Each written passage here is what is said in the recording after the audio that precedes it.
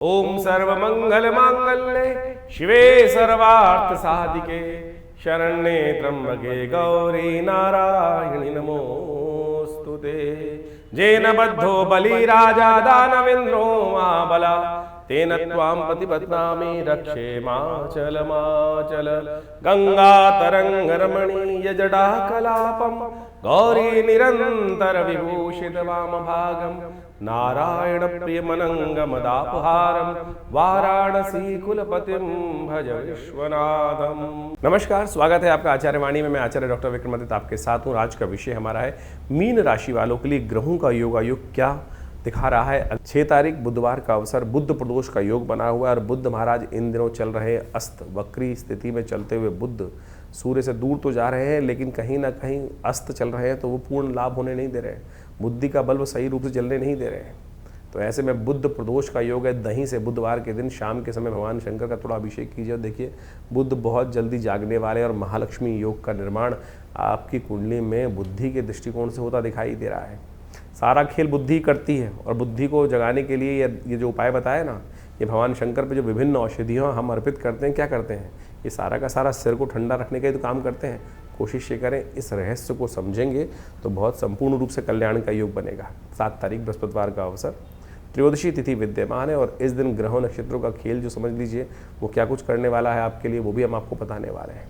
ऐसे में दिन आपके लिए काफ़ी ज़्यादा अच्छा दिखाई देता है, लाभ का योग बनता दिखाई दे। पूरे दिन अच्छे से जो ग्रह योग है कम से कम 70% तो आपके फेवर में जाते दिखाई दे रहे हैं। लेकिन शनि का हम कुछ नहीं कर सकते, क्योंकि शनि मंगल का टकराव जो है वो कभी भी झटका दे सकता है। तो आपको ऐसे व्यक्ति में हमेशा तैयार रहना चाहिए। हमें कोशिश करें अपने घर में सिद्ध इस समय कष्टों को निवृत्त बचे रखने के लिए कवच धारण करें। शनि का कवच धारण करना आपके लिए सबसे श्रेष्ठ रहेगा। उसको जितना धारण करके रखोगे वो अच्छा रहेगा। हमेशा अपने घर में रखने का यूज़ करें, अपने ऑफिस में रखने का प्रयास करें। शनि का रक्षा कवच जिसको कहा जाता है, जो संख्याओं के अनुसार से बनता है, वो बहुत प्रकार से कष्टों को निवृत्त करने का योग देता है। 8 तारीख शुक्रवार का अवसर, चतुर्दशी तिथि विद्यमान है। सत्यव्रत इस दिन किया जाएगा। भगवान हयग्रीव की भी सुंदर पूजा इस दिन करने का शास्त्र में नियम बताया गया है। भारतीय संस्कृति में अद्भुत अद्भुत कथाएं हैं। हयग्रीव का मतलब है, एक हयग्रीव के नाम का राक्षस था, उसने भगवान से वरदान मांगा था कि मेरी मृत्यु में अमर हो जाऊं। भगवान ने कहा नहीं, ऐसा नहीं हो सकता, अमर तो प्रकृति के विरुद्ध है। तो उसने ऐसा आशीर्वाद मांगा कि हयग्रीव को ही मारे। उस लीला को करते हुए भगवान ने अश्व का रूप धारण किया और फिर उस एक हयग्रीव का संहार किया। बड़ी अद्भुत कथा शास्त्र में विद्यमान है। इसको पढ़ेंगे तो जीवन में के सत्य को ग्रहण करने का सुंदर रास्ता बनेगा। ग्रह नक्षत्रों के दृष्टिकोण से आपके योगा योग जो बन रहे हैं वो कहीं ना कहीं अच्छे लाभ के रास्ते खुलते दिखाई दे रहे हैं। लेकिन थोड़ा ध्यान रखना पड़ेगा। आपकी राशि के दृष्टिकोण से इस वक्त भ्रम की स्थिति पड़ती दिखाई दे रही। कुछ गलत लोग आपके पीछे चलते दिखाई दे रहे हैं, वो कहीं ना कहीं आपको भ्रमित करने का योग बना सकते हैं। तो उनसे बचने का आपको कुछ ना कुछ प्रयास करना चाहिए। दूध का दान करना आपके लिए अच्छा रहेगा, वो करेंगे तो आपके लिए कल्याणकारी योग बनेंगे। गऊ का दूध भगवान शंकर पर अर्पित करें, वो भी इन दिनों सावन के महीने में सबसे श्रेष्ठ उपाय है। 9 तारीख शनिवार का अवसर, पूर्णिमा तिथि। इस दिन राखी का सुंदर पर्व है, श्रावणी का सुंदर पर्व है, उपाकर्म का सुंदर पर्व है। और इसी दिन बुध आपकी राशि में बड़े सुंदर रूप से, जो आपके केंद्र भावों के मालिक हैं, उदय होकर बुद्धि भाव में अपना सुंदर योग बनाने जा रहे हैं। यही महालक्ष्मी योग का निर्माण कुछ दिन में करने वाले हैं आपकी राशि के दृष्टिकोण से। तो बुद्ध को शक्ति देने का सुंदर कार्य आपको करना चाहिए। बुद्ध का संबंध बहनों से भी होता है, बुआओं से भी होता है और राखी का सुंदर पर्व है। इस रहस्य को आपको समझना ही चाहिए। राखी कितनी चमत्कारिक हमारे यहाँ वर्णन किया गया, राखी के चमत्कारों को, वो भी आप समझें। भारतीय संस्कृति में रक्षाबंधन का अद्भुत वर्णन शास्त्रों में बड़ा प्राचीन काल से मिलता है। आज कुछ भ्रांति संसार में उपस्थित कर दी जाती है।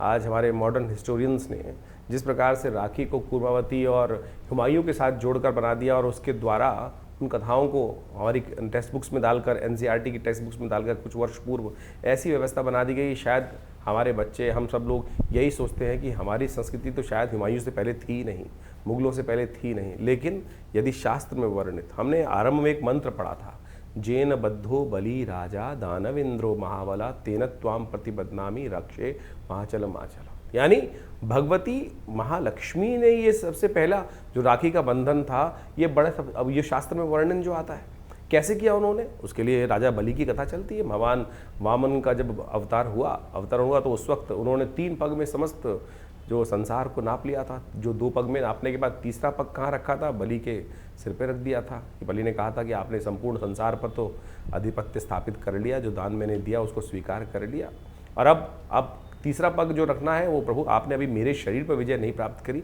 आप मेरे सिर पर अपना चरण रखें। तब तीसरा कदम उन्होंने वहाँ रखा। तब भगवान ने प्रसन्न होकर महाराज बलि को क्या किया, महाराज बलि को राज्य दे दिया, पाताल लोक का राज्य। भगवान ने जिस प्रकार से उनको श्रद्धा के साथ संपूर्ण रूप से जो उन्होंने उनकी परीक्षा ली थी, ये सब परीक्षा ही कथाओं के माध्यम से समझें कि जिस प्रकार से भगवान ने महाराज बलि की परीक्षा ही ली ना, और परीक्षा में उत्तीर्ण हुए, तो उनको परिश्रम, उस परीक्षा का जो उपहार मिलना था, उपहार क्या मिला, वरदान मिला। तो महाराज बलि ने भगवान से वरदान में ये मांगा कि भगवान मैं, आपने मुझे पाताल लोक दे दिया, लेकिन मेरी एक इच्छा है, आप भक्त पर कृपा करें कि आप जब भी मैं उठूं तो मेरे को सबसे पहले आपका ही दर्शन हो। कैसे होगा दर्शन, तो भगवान को द्वारपाल बना दिया गया। महाराज भगवान ने प्रसन्न, यानी भक्त पर भगवान इतने प्रसन्न हो जाते हैं कि जैसी मनोकामना सिद्धि हो की इच्छा रखता है भक्त, उसको पूर्ण करने के लिए भगवान वहाँ प्रेमवश क्या हुए, महाराज बलि के यहाँ पाताल लोक में द्वारपाल के रूप में प्रतिष्ठित हुए। और जैसे ही महाराज बलि उठते थे तो कहा जाता है कि सबसे पहले दर्शन श्रीहरि के उनको होते ही थे। ये श्रद्धा भाव विश्वास की कथा है, इसको समझने के लिए बहुत ज़्यादा भक्त बुद्धि ही चाहिए, तब जाके समझ में आएगा। कहा जाता है भगवती जो लक्ष्मी थी बड़ी दुखी हुई कि भगवान को वहाँ उन्होंने बांध के रख लिया, मोहवश आपने भक्त जाल में फंसा लिया। तो भगवती ने क्या किया, वहाँ जाकर महाराज बलि के समक्ष उपस्थित हुई और उनको इस श्रावणी कर्म करते हुए, इस जो सावन का महीने की पूर्णिमा के तिथि के दिन वहाँ जाकर उनको रक्षाबंधन बांधा। अब रक्षाबंधन बांधा जाता है तो बहन को कुछ ना कुछ देने की परंपरा है और वचन दिया जाता है। तब उन्हें कहा जेन बद्धो बलि राजा दानवेंद्रो महाबला। तो ये विशेष तौर पर रक्षा सूत्र भी है और साथ साथ बहन के साथ भाई का प्रेम भी है। तो महाराज बलि ने जिस प्रकार से बहन को कुछ देने को मांगा, तो भगवती महालक्ष्मी ने क्या मांगा कि आप मेरे पति को छोड़े यहाँ से आप। तो वहाँ से भगवान पुनः वापस भगवती लेके चली गई। तो यानी ये परंपरा, ये कथा का माध्यम हम आपको समझाने का प्रयास कर रहे हैं, तो इस भ्रांति को हटाएं। शास्त्र बड़े ही वृहद वर्णित हैं, इन सब चीज़ों अनादिकाल से परंपरा रही है, लेकिन हमारी संस्कृति को जिस प्रकार से तोड़ने का कार्य किया वो बहुत गलत लोगों ने, और हम उसको समझ में नहीं पाते हैं। पौराणिक काल से इन कथाओं के माध्यम से हमको समझ में आता है। इसके अलावा और समझें, ये केवल भाई बहन का बंधन नहीं है। बहुत सारे लोग तो केवल भाई बहन को जिस प्रकार से कह देते हैं, नहीं, ये विजय का संकल्प है, ये संकल्प बुद्धि का चमत्कार है कि हम संकल्पबद्ध होकर, इंद्राणी ने इंद्र को भी रक्षा सूत्र बांधा था, जेन बद्धो बलिराज दानवेंद्र महावत्येनो। जो इंद्र ने विशेष तौर पर, इंद्र जब युद्ध में लगातार हार रहे थे तो इंद्राणी ने संकल्प कर कर, यज्ञ कर कर एक रक्षा सूत्र इंद्र के हाथ में बांधा कि ये मेरा संकल्प है, ये मेरी सतीत्व का संकल्प है कि इसको बांध के जाओ, इस रक्षा सूत्र को। ये राखी जो है वो रक्षा सूत्र है।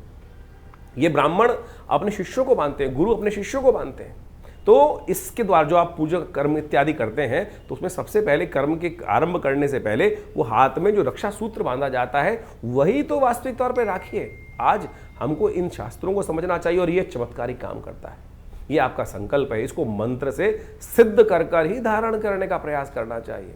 तो हम आपको इन सब सिद्धांतों को समझाने का प्रयास कर रहे हैं, तो आप इस पे विश्वास जगाएं। ये केवल परंपरा नहीं है, बहुत सारे लोग परंपरा के अनुसार। इस बार तो बड़ा सुंदर योग ऐसा बन रहा है कि भद्राव है ही नहीं पृथ्वी पर, तो आप आनंद भाव से किसी वक्त भी इन समस्त कर्मों को करने का सुंदर योग बना सकते हैं। भगवान का सुंदर स्तवन करें और उसके बाद भाई और बहन के सब संबंध, जो परिवार के संबंध है, उनको बहुत आनंद के साथ समझाते हुए इस कर्म को करें। कल्याण के सुंदर योग बन सकते हैं। तो मीन राशि वालों, इस राखी के चमत्कारिक योग पर आप लाभ लेने का अद्भुत योग बना सकते हैं। राखी रक्षा सूत्र को बांधने को कहते हैं, कष्टों को हरने की तिथि को कहा जाता है। और ऐसे में जो रक्षा सूत्र बांधा जाता है, जो तिलक धारण किया जाता है, वो संपूर्ण रूप से आपकी अलाएं बलाओं को दूर करने के योग बनाते हैं। तो आपकी राशि के दृष्टिकोण से हमें दिखाई देता है कि लाल रंग के सूत्र को धारण करना, और उसके अंदर विशेष तौर पर यदि आप तांबे के युक्त तांबा धातु को लेकर कौड़ी साथ में रखकर और थोड़ा मीठा गुड़ युक्त मीठे को साथ में बांधकर यदि इसमें धारण करेंगे, तो कहा जाता है कि आपके लिए बहुत कल्याणकारी रक्षा सूत्र होता है। और इसको सिद्ध भी करने का सुंदर तरीका है। आपके लिए सबसे अच्छा है कि गुरु मंत्र के द्वारा या गायत्री मंत्र के द्वारा इसको सिद्ध करें, और उसके बाद इसको कम से कम सिद्ध करके 108 बार मंत्र जप करके जिसको भी बांधेंगे ना, जो अपने इष्ट को बांधेंगे, अपने मित्र को बांधेंगे, अपने परिवार के सदस्य को बांधेंगे, अपने शिष्यों को बांधेंगे, तो कहा जाता है उनके कष्ट भी सुंदर हरने के योग बनेंगे। ऐसे में आपकी राशि के दृष्टिकोण से केसर का तिलक या हल्दी का तिलक आपके लिए संपूर्ण रूप से कल्याण करने वाला योग बनाएगा। गायत्री का मानसिक तौर पर स्तवन करना ये आपके लिए बहुत श्रेष्ठ है। इस सुंदर योग पर ये आपके ऋषियों के द्वारा दिया गया एक सबसे बढ़िया निधि है, तो इसको अवश्य जप करके इस दिन सिद्ध करें और अपने कष्टों को हरने का योग बनाएं। इस दिन बुध भी परिवर्तन की तरफ जा रहा है, और बुध का शाम को जागना आने वाले कुछ दिनों में आपके लिए लॉटरी खोलने के योग बना सकता है।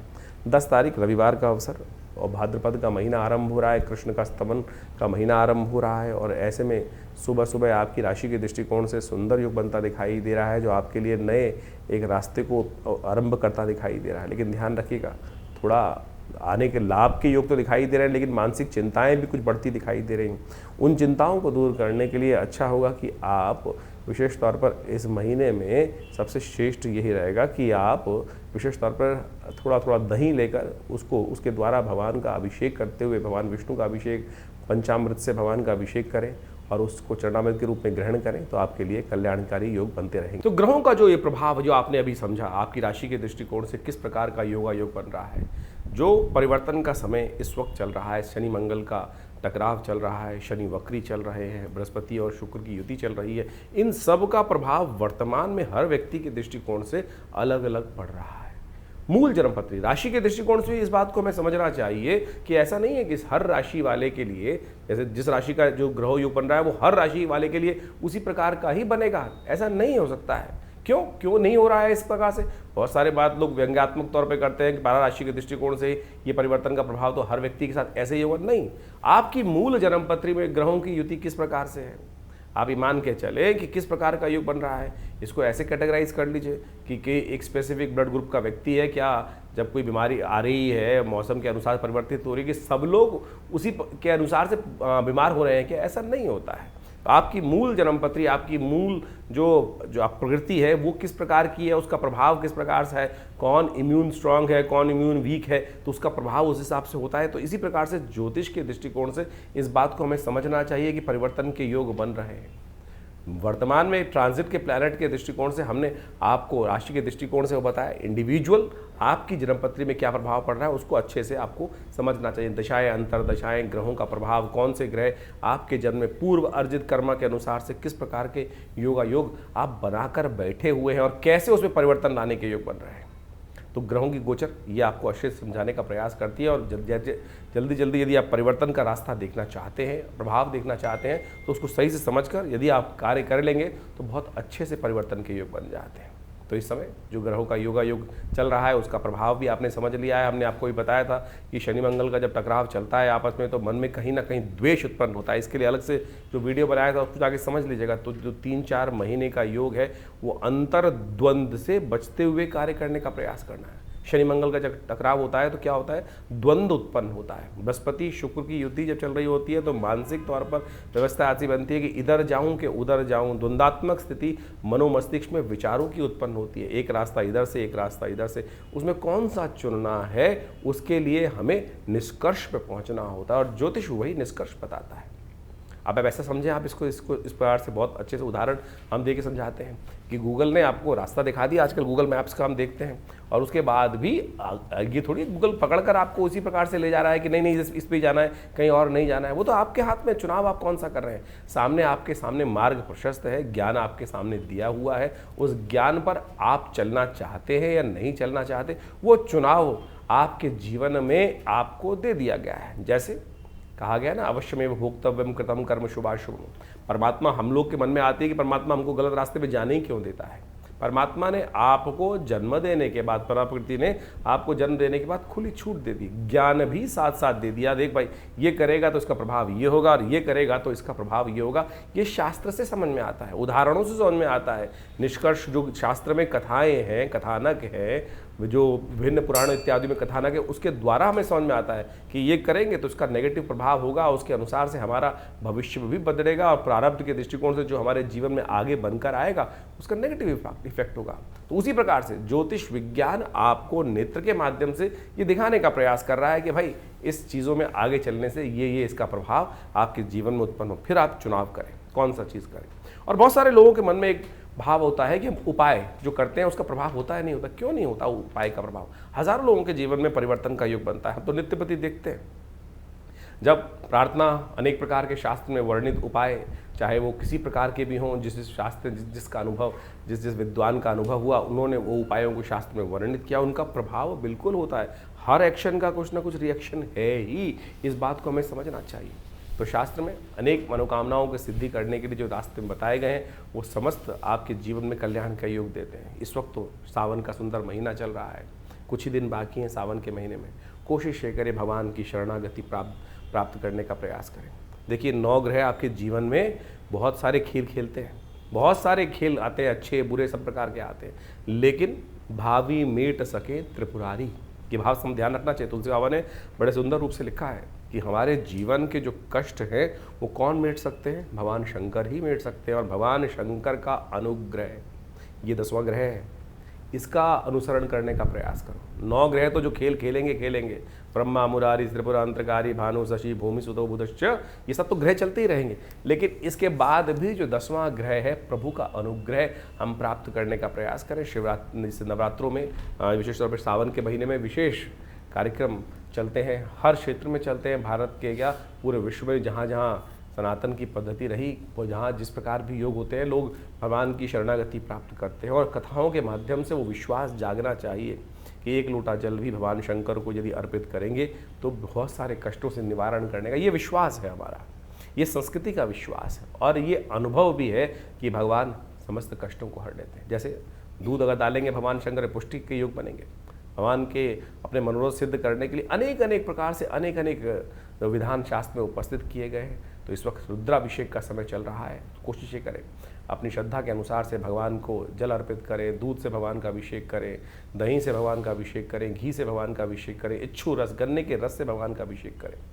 और बहुत सारे अनेक प्रकार के जो शास्त्र में वर्णन जो किया है जिन प्रकार की पद्धतियों को, उन सब चीज़ों को कर लेने से बहुत बढ़िया अद्भुत प्रकार के योग कर्म के द्वारा वो योग बना सकते हैं आप। तो इन सबको समझे। हमने विवेकानंद योगाश्रम में पूरे सावन के महीने में नित्य प्रति रुद्राभिषेक रखा, बहुत सारे लोगों ने उसमें भाग लिया, लोगों ने अपने मनोकामना सिद्धि के लिए अपने अपने अनुसार से उसमें समर्पण संपूर्ण साथ देकर उस कार्य को किया। कुछ दिन और शेष बाकी हैं, शुक्ल पक्ष का अंतिम समय चल रहा है जिसमें बड़ी श्रद्धा के साथ बड़े उत्सव। कृष्ण पक्ष से ज़्यादा शुद्ध माना जाता है शुक्ल पक्ष, क्योंकि चंद्रमा गति को प्राप्त वृद्धि की तरफ जा रहे होते हैं।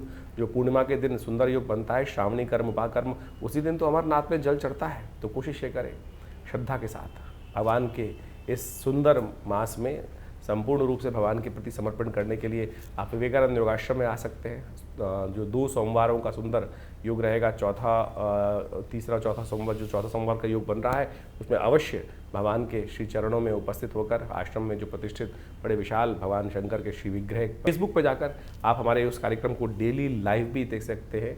जो हमारा फेसबुक है आचार्य वाणी आचार्य विक्रमादित्य, उसमें हम लाइव डेली उस पूजा को दिखाते हैं, कराते हैं। आप सब भी उस दिव्य रुद्राभिषेक कर्म में सम्मिलित हों। भगवान का सुंदर रुद्राष्टाध्यायी के द्वारा जो स्तवन चलता है और उनका पाठ चलता है, उनका जलात्मक दुग्धात्मक अनेक प्रकार से औषधियों से जो अभिषेक चलता है उसमें सम्मिलित होकर भगवान के प्रति अपनी श्रद्धा के समर्पण को अर्पित करें। और रविवार वाले कार्यक्रम में तो आप सब सदा आमंत्रित ही रहते हैं, उसमें आप आएँ। दिल्ली में ये विवेकानंद योगाश्रम जमनाबाद लक्ष्मी नगर क्षेत्र में स्थित है और पूरा एड्रेस हमारे फ़ोन नंबर से संपर्क साध सकते हैं। हमारी जो वेबसाइट है आचार्यविक्रमादित्य.com, उस पर भी जाकर संपूर्ण जानकारी लेने का योग बना सकते हैं। धन्यवाद, नमस्कार।